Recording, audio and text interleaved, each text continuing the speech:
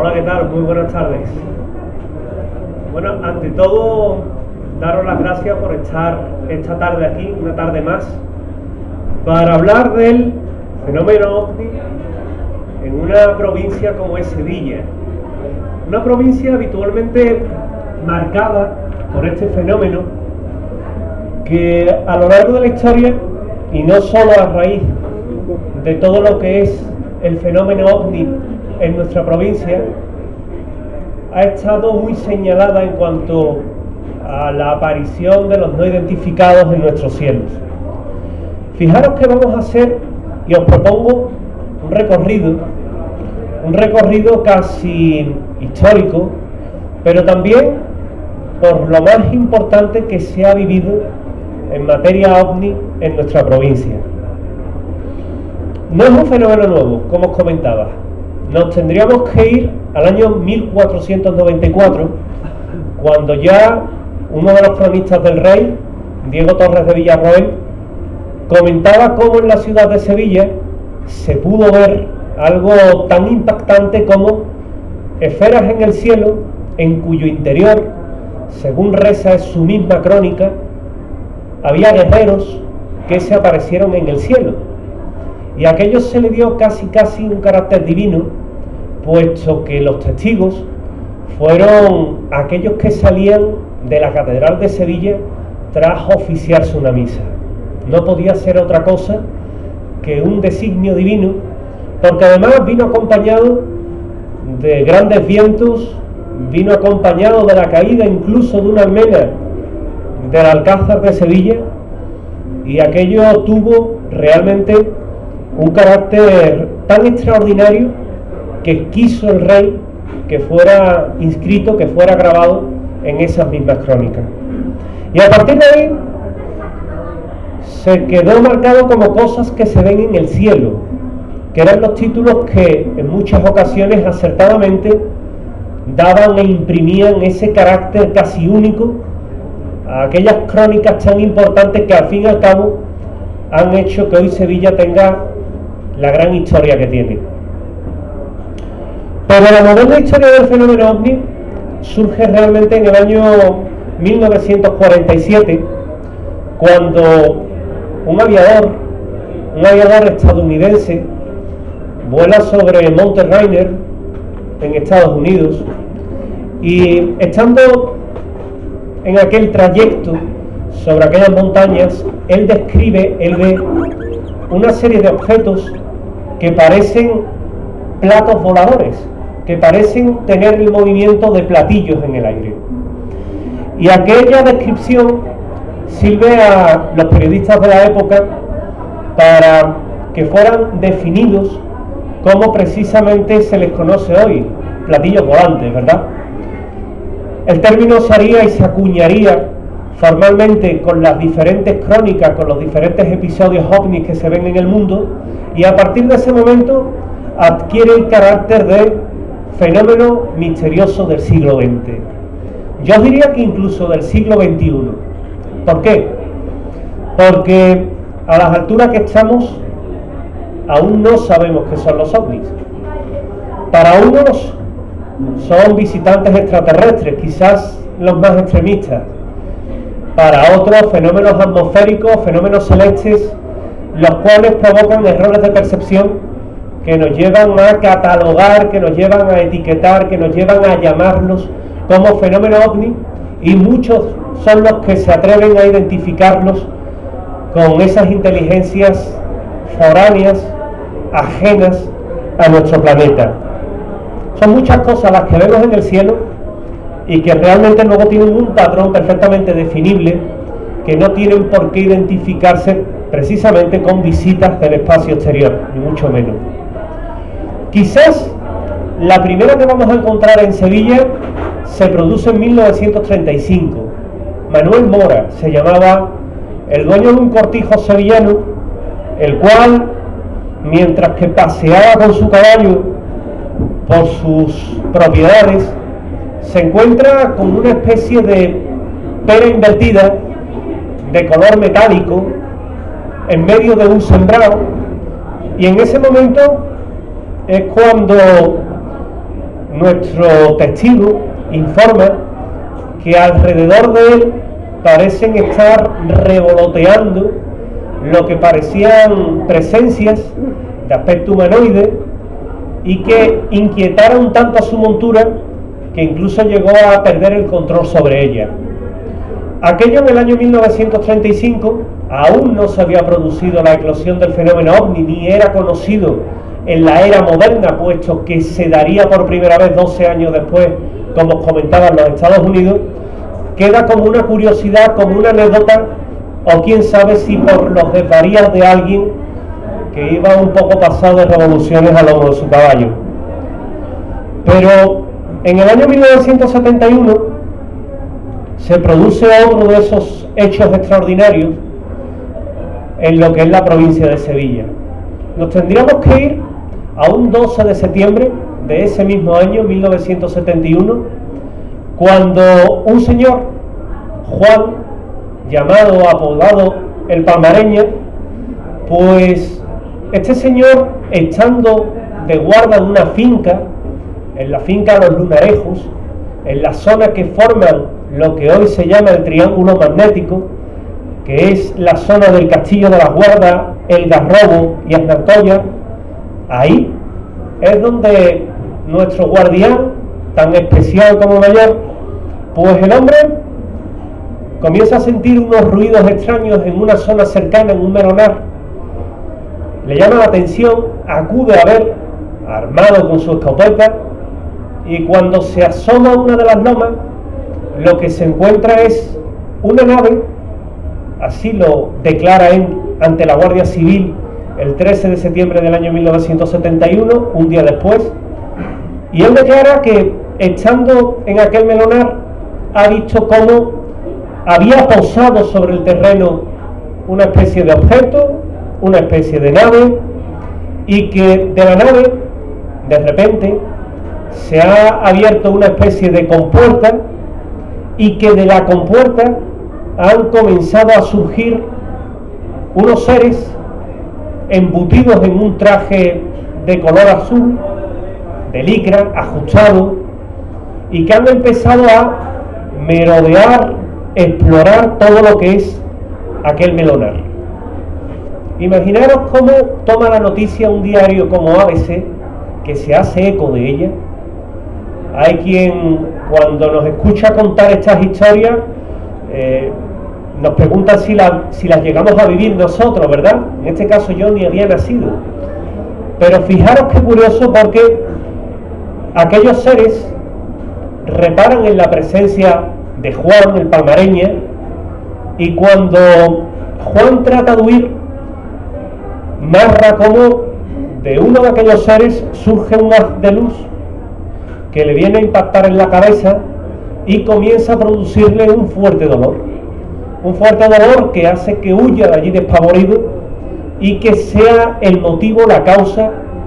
que al día siguiente se les recomiende que denuncie aquel mismo hecho ante la Guardia Civil.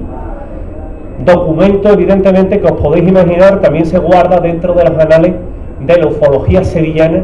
y de la ufología andaluza. Pero realmente, si hay un caso señalado, ese caso lo encontramos un 20 de marzo del año 1974, cuando un señor que era un viajante, se llamaba Adrián Sánchez, se encontraba por la zona,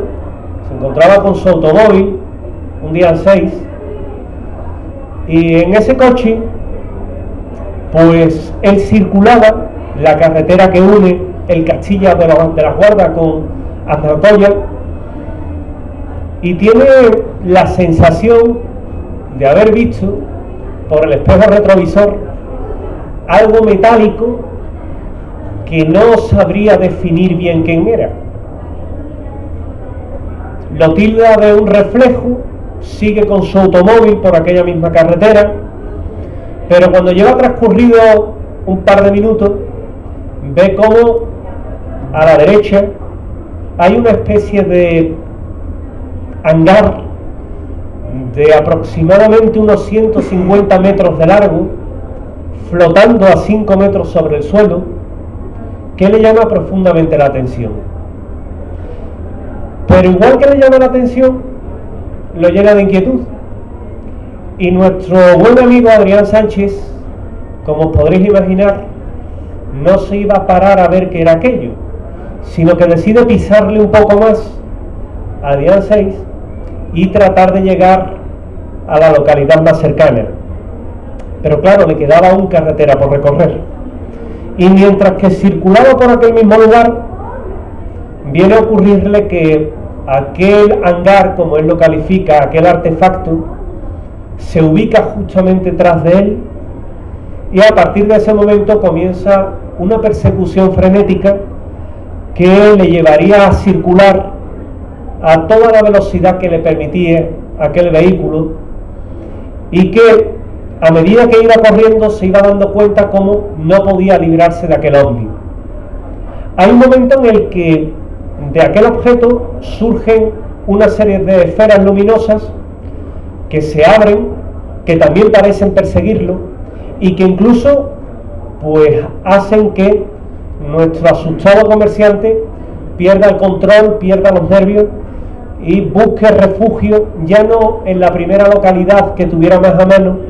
sino en el primer cortijo que tuviera un acceso y que pudiera entrar. Así se mantuvo la persecución durante kilómetros hasta que Adrián Sánchez logra entrar en uno de los cortijos, y cuando lo atienden él mismo habla y él mismo describe lo que había visto. La Guardia Civil acude, se encuentra una persona que estaba ante una seria crisis de ansiedad. Él creía, según comentó en ese momento y años después, que le iba a dar un infarto, y Adrián simplemente lo único que decía era que no sabía la naturaleza de aquello. Fijaros qué curioso, porque la propia Guardia Civil se acerca al terreno donde él describe que había visto aquel objeto, y lo que tiene la oportunidad de encontrar es que el terreno está quemado. ¿Pero quemado por qué? Era la pregunta. Quemado desde la zona superior, como si algo de una forma rítmica y elevada hubiera producido una gran estela de calor y hubiera dejado todo el terreno pues con la marca, yo diría que indiscutible, de que allí realmente había habido algo. Se tuvo la oportunidad de investigar aquel caso. Hoy, como os decía, un caso histórico no puede faltar en cualquier buen manual, ya no solo de ufología sevillana, sino de ufología mundial, porque quizás fue uno de los encuentros mejores documentados con esos mismos no identificados. Muchas hipótesis hubo de lo que pudo haber visto Adrián, desde las más racionales, reflejos, hasta incluso rayos en bola, algo que todavía no se ha demostrado fehacientemente, y mucho menos con una respuesta inteligente ante una huida eventual de una persona que sale corriendo del lugar, e incluso, cómo no, aquellos que comenzaron a abogar por la inteligencia de un fenómeno que fue capaz de perseguir al bueno de Adrián durante tantos kilómetros por aquella carretera que, quienes tenéis la oportunidad de conocerla o sabéis cómo es, comprenderéis que no es la más apta para circular ni a toda velocidad ni a media velocidad, por lo menos en aquella época. Hoy afortunadamente hemos ganado en infraestructura. Fijaros que apenas un año después se va a establecer lo que se llamaría, o lo que podría ser tildado como uno de los fenómenos también más apasionantes que tiene la provincia de Sevilla y de Huelva, de la mano de investigadores muy conocidos que se daban cita en una finca en Rociana del Condado. Personajes de la talla como Julio Malvisón, José Rojas Montiel, Eliodoro Contreras, el mismo dueño de la finca, Ferraro, Bejarano, o cómo no, alguien de la talla de Antonio José Alés, aquel que tuviera aquel épico programa del que para muchos ha sido una referencia, y un modelo a imitar como era Medianoche en Cadena SER, posteriormente en Onda Cero. Y Antonio José Alés, allí, Antonio José Alés, muy vinculado a la provincia de Sevilla, Antonio José Alés comenzó a diseñar allí, en su cabeza, lo que era un fenómeno incipiente en la década de los 70 y de los 80, como era el fenómeno OVNI. Por aquella época no llamaba la atención tanto las casas encantadas, no llamaba tanto la atención el tema de los fantasmas, no llamaba tanto la atención el tema de la psicofonía, aunque también. Por aquella época había un fenómeno que era el culmen, era el fenómeno OVNI. Y luego había otro, pero no era sevillano, era en este caso de la bella tierra de Jaén, como eran las Caras de Belve. Eran quizás los dos fenómenos por excelencia que señalaban y que tenían a Sevilla y a Jaén y Andalucía en el mapa de lo paranormal, ¿verdad? Pues en Rosiana del Condado nos vamos a encontrar con que nuestros avesados investigadores se reunían porque allí, en todo lo que era aquel cielo muy alejado de lo que es la contaminación luminosa que tiene la ciudad, pues podían contemplar mejor las estrellas y podían dedicarse ya no solo a la ufología, sino también a la astronomía. Pero a alguien en cierta ocasión le dio por combinar apartados y capítulos que hoy tenemos marcados en nuestra cabeza como diferentes dentro del mundo del misterio, a saber, Ouija, psicofonía y ufología, un todo en uno. Y a través de la tabla Ouija, nuestros investigadores comenzaron a contactar con una entidad que decía ser extraterrestre y que, nótese las comillas, porque evidentemente cuando estamos en un contacto vía Ouija, yo ya sabéis, porque me he manifestado en muchas ocasiones al respecto, creo que lo que el tablero manifiesta no es ni más ni menos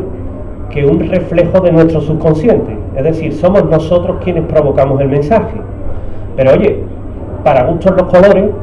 y hay quien opina que no, que realmente la Ouija lo que te da es un mensaje inteligente de personajes del bajo astral, extraterrestres, espíritus, como los queráis llamar. De todas formas, es un juego, también entre comillas, que no debe de ser tomado a la ligera. Y allí se reunían, comenzaban a hacer aquellas sesiones interesantísimas de Ouija, a recoger los mensajes de esta entidad que, oye, qué curioso, les decía fecha, hora y cita de algo tan importante como era un encuentro con ellos. Y como aquí lo único que se pierde es el tiempo, ¿por qué no demostrar la fiabilidad de aquel mensaje? Nadie puede, a través de un tablero, citar a un grupo de personas y que luego aquello, porque citarlo no puede citar, se dé realmente en el cielo. Pero oye, dijeron, vamos a intentarlo, y lo citan. Y este aquí, que cuando acuden a la hora fijada, empiezan a ver en el cielo que realmente se empiezan a ver haces de luz extraños, maniobras imposibles para objetos, ya no de la aeronáutica de la época, sino de la aeronáutica moderna, haciendo zigzag, haciendo ángulos de 90, de 70, de 30 grados, algo imposible, moviéndose a una velocidad endiablada,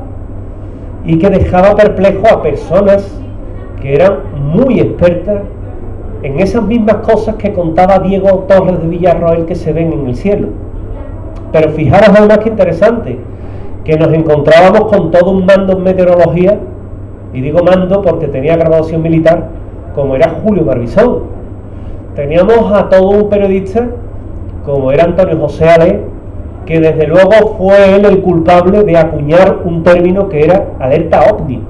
algo que luego con el paso del tiempo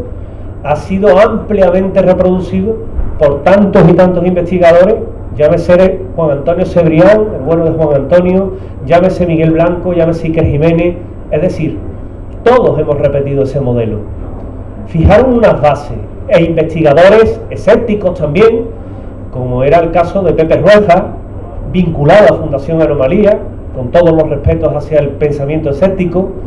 o más crédulos en este caso, también con todos los respetos, como era, por ejemplo, Elio Contreras. Es decir, había gente realmente apta y válida, y aquello lo veían en el cielo, y veían cómo, oye, se iban formando formas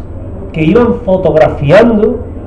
y que le pusieron títulos tan rimbombantes como el astronauta, el feto, porque reproducía formas similares,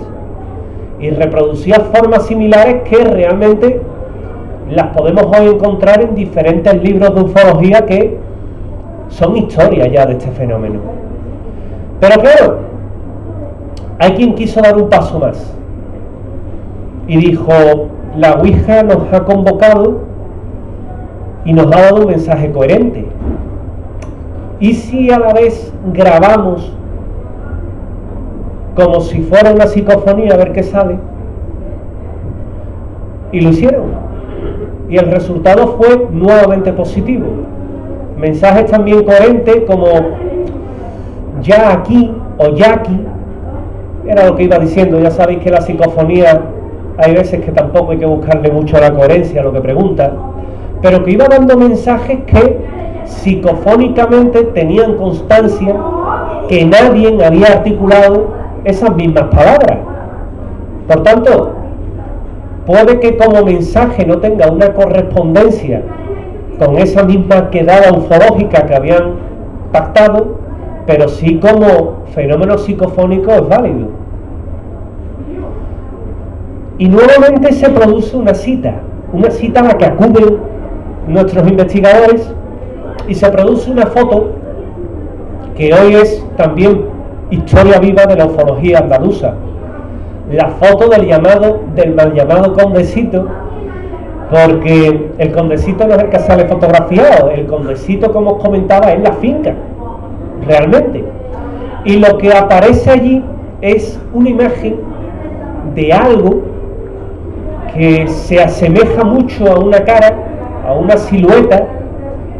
que se quedó justamente dentro de una cámara que Julio Barbizón coloca sobre el techo de un automóvil con película infrarroja, y que capta, bueno, pues aquello que hoy día no se sabe qué era. Nuevamente, hipótesis para todos los gustos. Para uno,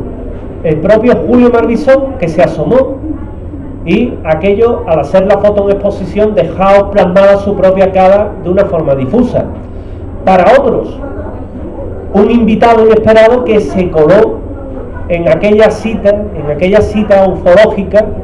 que tuvo nuestro grupo de investigación, y otros simplemente, pues aquella presencia, aquel visitante que se dijo precisamente que iba a acudir al encuentro de estos investigadores. Sea como fuere, el caso del Condesito es otro de esos que mantienen viva la llama de la investigación ufológica, hoy que un poco permanece aletargada, y que hizo realmente que en aquel año 1975 fueran muchos los que creyeran en la realidad de un fenómeno que, desde luego, para aquellos que se unían cada tarde para hablar de algo tan intrigante como es el fenómeno OVNI, debió de ser un auténtico boom. Porque si ya no es lo suficientemente impresionante vivir un fenómeno psicofónico en vivo,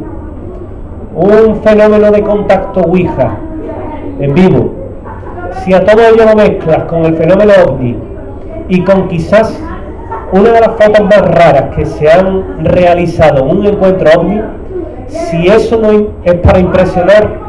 realmente es que nos hemos dejado la sangre en otro sitio. Avanzamos en el tiempo y nos vamos a colar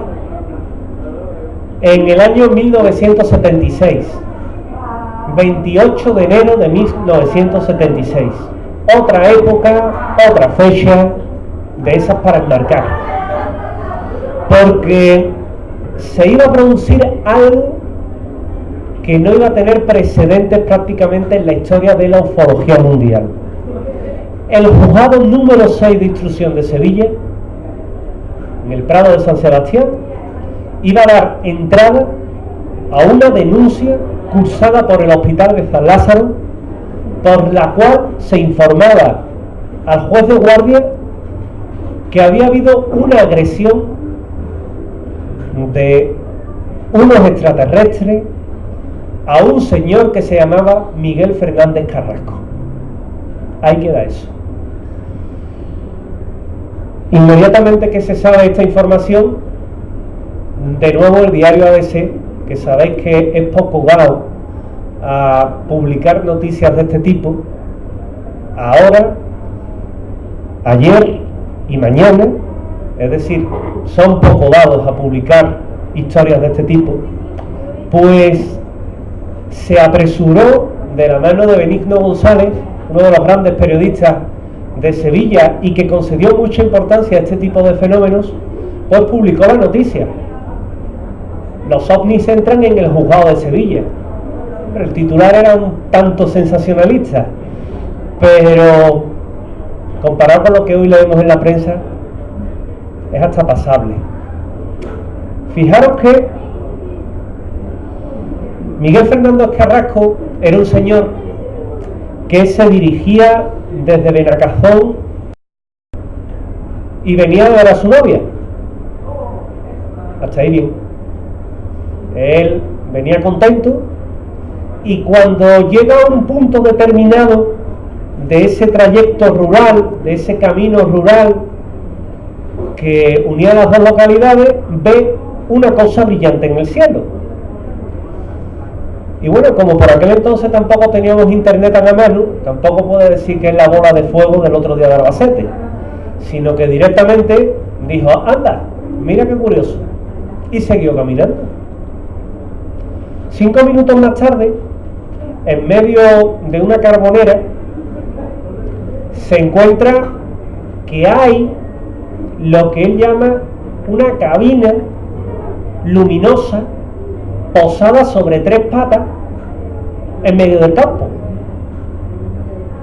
Y este hombre se queda mirando aquello como diciendo: anda, qué curioso, bueno, me voy a quedar aquí viéndolo un poco. Cuando de repente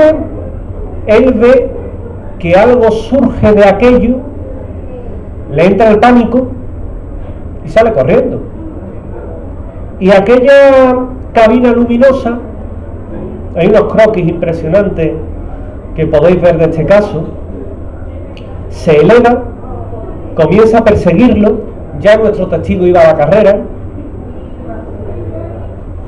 y hay un momento determinado en el que de nuevo un haz de luz lo alcanza y acaba derribándolo. Cuando despierta, este hombre se encuentra desorientado y simplemente llega como puede a su casa, llama a la puerta donde le esperan sus hermanos, donde lo meten dentro de la casa, y al día siguiente deben de ir por recomendación del médico al Hospital de San Lázaro, donde se le atiende oficialmente, siendo el doctor Troaño, Jorge Troaño, y el doctor Monsalve Cano los dos médicos que se iban a encargar de examinarlo. Y cuando le preguntan, pues claro, viene la sorpresa, ¿no? ¿Cómo te has hecho esto? Iba con una raspadura, con una serie de hematomas bastante fuertes, con grasa incrustada en las heridas. Él pues simplemente comenta que unos seres procedentes de una cabina luminosa lo han agredido, y como se trataba de una agresión, pues inmediatamente tanto el doctor Monsalve Cano como el doctor Troaño dan curso a una denuncia ante el juzgado de instrucción de Sevilla, que acepta, a través del juez Bonsagil, acepta evidentemente la denuncia a trámite, que luego quedaría archivada porque la Guardia Civil no encontró a los responsables del hecho. Es complicado, ¿no?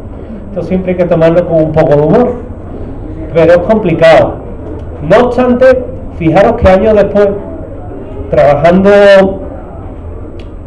en Sevilla Televisión, en mi caso, precisamente para el grupo Vocento, ABC.radio, es decir, formamos todos parte del grupo que se forma en ABC, Sevilla Televisión, Punto Radio y El Diario, pues tuvimos la oportunidad de participar en un programa que se llamaba Sucedió en Sevilla, que podéis hoy día encontrar en la plataforma YouTube. Era un programa que desde luego no iba de fenómenos paranormales, para nada, iba precisamente de algo tan diferente como es la Crónica Negra de Sevilla. Y asesorados por un buen compañero de Canal Sur, en este caso, dedicado a información de juzgado, Javier Ronda, pues se decide tocar aquel mismo caso. Y nos encontramos con sorpresas. La primera sorpresa es que el propio juzgado nos facilita una copia de la denuncia, con lo cual es bastante impresionante ver el documento redactado con el sello del juzgado describiendo aquello. Claro, a ustedes os hablan hoy, y ser sinceros, con la mano en el pecho, de a un señor que le han pegado una paliza y dice que se le han dado los extraterrestres, y poco menos que miráis para otro lado como diciendo, cómo está el patio. Porque es que yo también lo pensaría, no nos vamos a engañar. Pero bueno, cuando te lo ves juntado con un documento del juzgado, ya la cosa como que cambia, ya le da cierta credibilidad. Cuando para colmo ves el informe de la Guardia Civil haciendo una especie de atestado de lo que le había ocurrido a aquel señor y que no habían encontrado a nadie, ya sigues dándole más crédito, ¿verdad? Pero es que ya para colmo, cuando llega el doctor Monsalve Cano y acepta pues acudir a aquel programa en el que nos sentamos Silvia Verde, que hoy está en información deportiva dentro de Antena 3 y de Onda Cero, con la que tuve el privilegio de trabajar durante 2 temporadas, cuando ves a Monsalve Cano o me tienes a mí hablando de este tema, el tema ya no es para tomarlo a ligera. Y el doctor Monsalve Cano pues nos expresa otras hipótesis que se hablan de ese caso. Él habla evidentemente que lo primero que cuenta aquel testigo es que le habían agredido unos extraterrestres, pero también nos habla de la versión B, que había sido unos familiares los que habían tenido un desencuentro con Miguel Fernández Carrasco y que habían sido ellos realmente los responsables de aquella paliza. Ya tenéis las dos opciones,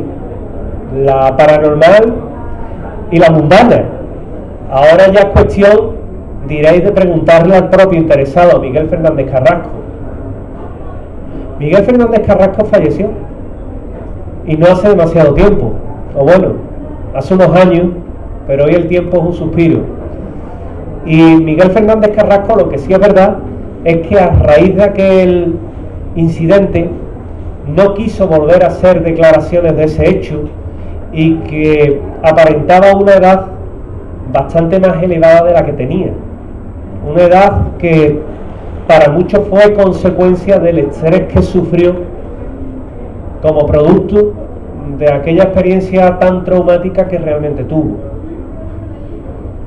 Es otro de los casos históricos que tenemos. A partir de ese año nos vamos a encontrar otros incidentes ovni también bastante interesantes. Nos podemos encontrar, por ejemplo, el de la familia Méndez Cotán en Olivares, que ve como una esfera luminosa de 1 metro de diámetro aproximadamente se ubica sobre su patio y empieza por allí a flotar, y ellos lo describen como algo realmente impresionante. Era como literalmente un gran balón que estaba haciendo maniobras imposibles mientras provocaba destellos en aquel patio de su casa. O como tenemos un incidente muy espectacular en lo que es Gerena, también con parte de la Guardia Civil, cuando un toro de Lidia, cierta noche aparece muerto porque algo le había succionado la sangre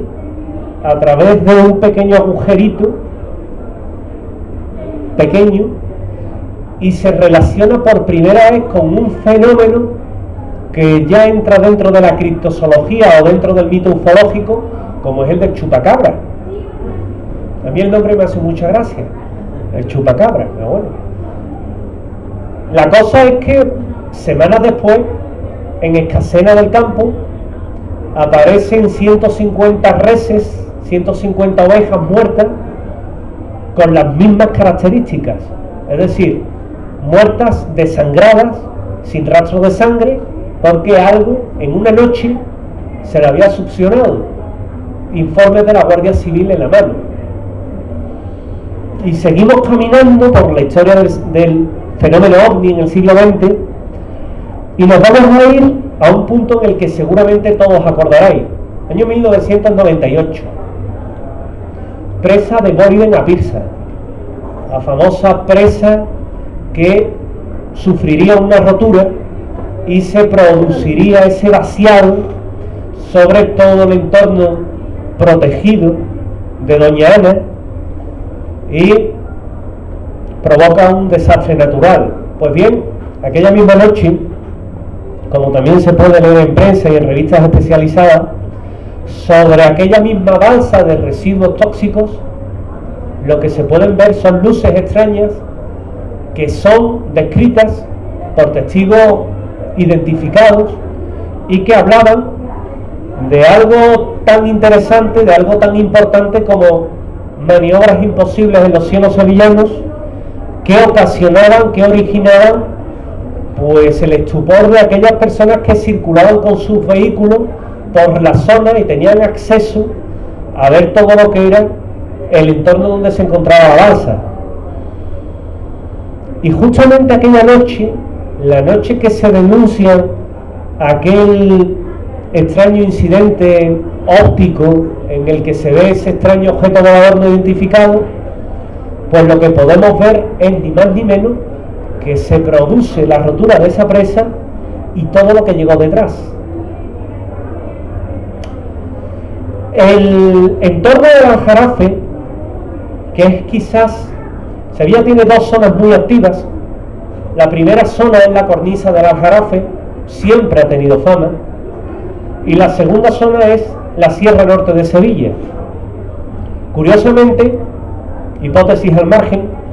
se hablaba de las famosas ortotenias, de las que hablaba todo un teórico en materia ufológica como era Aimé Michel, y que luego siguió la corriente nacional, la corriente española, a través de la Red Nacional de Corresponsales, que hay que rendirle también el homenaje y el tributo merecido a años y años de divulgación de este tipo de fenómenos, y que sin ellos y que sin su trabajo, pues muchos de estos casos hubieran quedado olvidados, y que de ese trabajo luego muchos escritores, como yo mismo, como Juan José Benítez, como Iker Jiménez y como tantos otros, nos hemos ido nutriendo. A ellos también darle el tributo que en pocas ocasiones se les recuerda. O ufólogos como los antes mencionados, o como Joaquín Mateos Nogales, o como Antonio Moya, o como Ignacio de Arnaude, que es otro de los teóricos, como su hermano Pepe de Arnaude. Es decir, hay muchas personas de aquella época que merecen ser recordadas por el trabajo que realizaron. Pero fijaros que, retomando el tema, aquellas ortotecnias decían que pasaban por el Aljarafe sevillano. Y oye, es curioso, porque realmente es que pasan por el Aljarafe sevillano, pero es que en una línea imaginaria la podéis ver como parten y atraviesan Sierra Norte de Sevilla y lo que es todo el entorno del Aljarafe, con lo cual parece hasta lógico. Parece lógico si no fuera porque el Aljarafe sevillano es un corredor aéreo por el que entran todos los aviones que vienen de la parte de Huelva, es decir, de la parte del Atlántico, entran precisamente por ese corredor aéreo. Con lo cual, antaño también, se dice lo bueno y se dice lo malo, se confundían muchos aviones, muchos objetos aéreos precisamente con objetos voladores no identificados. Y también es un error del que conviene salir. Hoy día, cuando se celebra una alerta OVNI, pues son muchos los que deciden ubicarla en esos mismos lugares. ¿Por qué?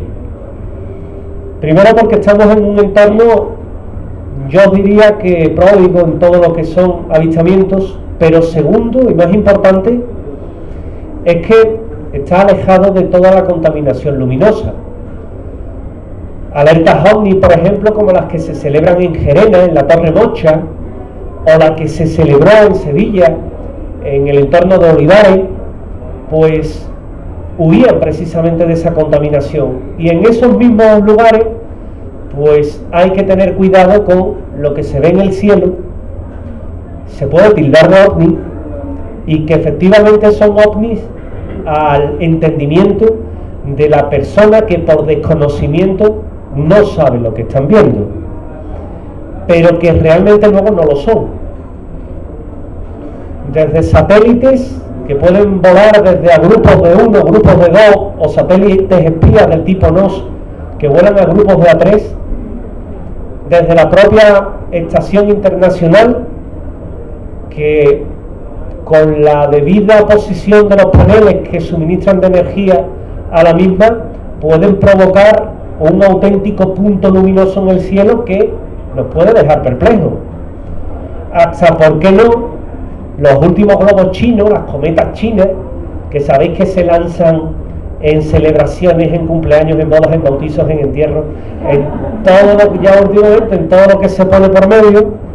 y que, oye, cuando se han desperdigado, porque claro, cuando te ves 100 puntos luminosos en el cielo, no, dice, esto es algo extraño, pero que verás, bien,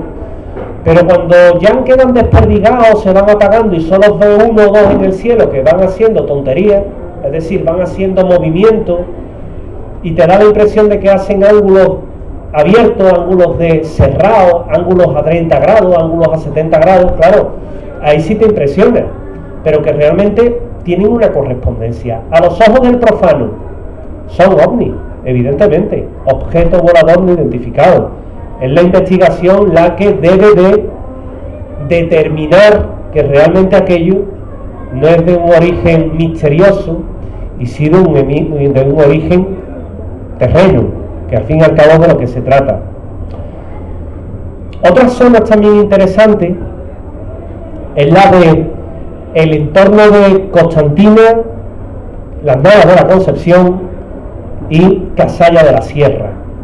Zona también abundante de fenómenos de este tipo, fenómenos aéreos anómalos, fenómenos OVNI, y una en particular, la que une la carretera de las 300 curvas, que es la carretera que une Constantina con las Navas de la Concepción. Carretera criminal que cuando uno tiene la oportunidad de adentrarse en ella,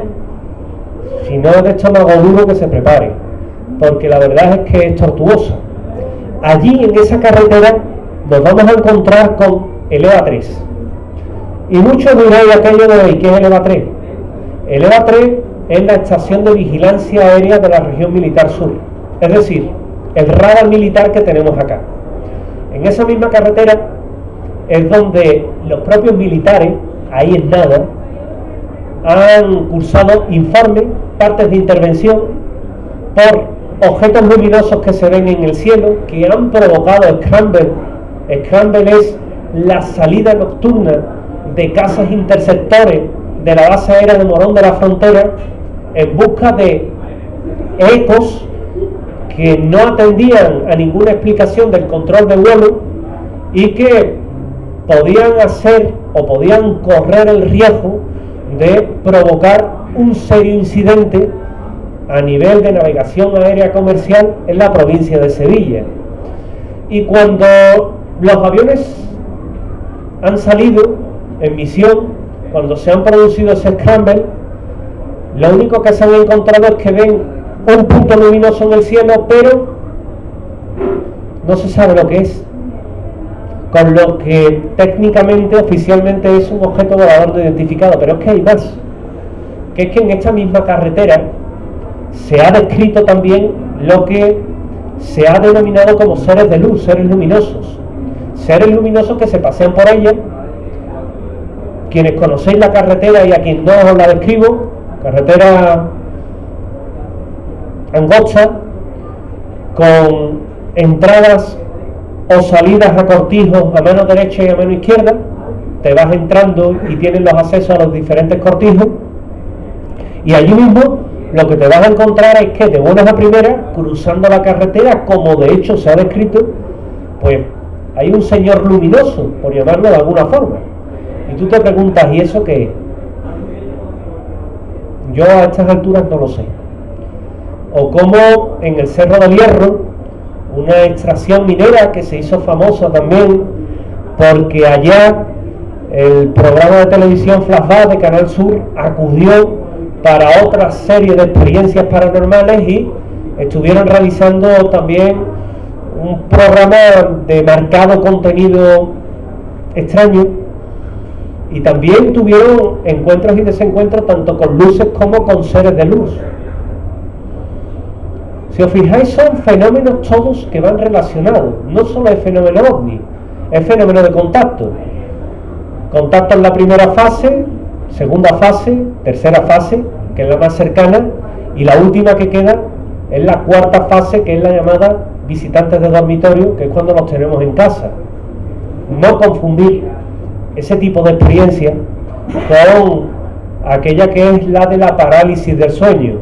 que es absoluta y diametralmente opuesta. Una tiene una explicación médica coherente y racional, y la otra,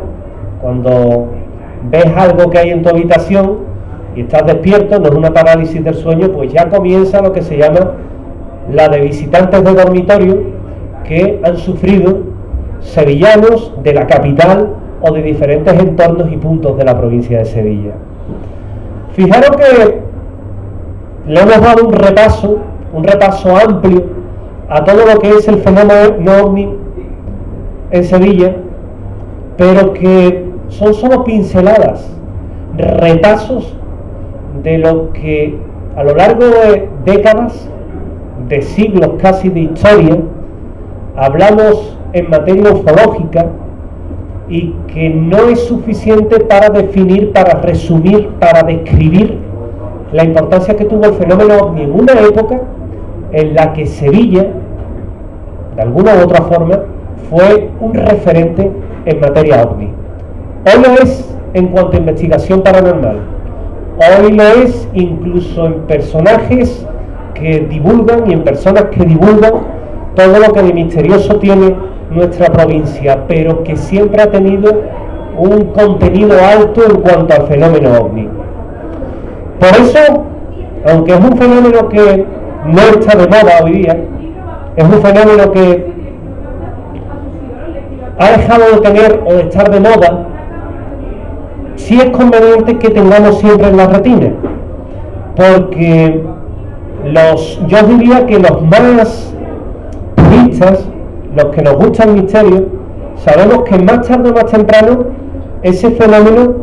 va a volver a surgir, y que hoy día, aunque llamen la atención más el fenómeno de las casas encantadas, por ejemplo, pues siempre estamos pendientes de esos cielos y de esas cosas que se ven en el cielo, como decía Torres de Villarroel, y que al fin y al cabo constituyen la historia ovni de una provincia tan ufológica, tan cargada de encuentros y de avistamientos como es Sevilla.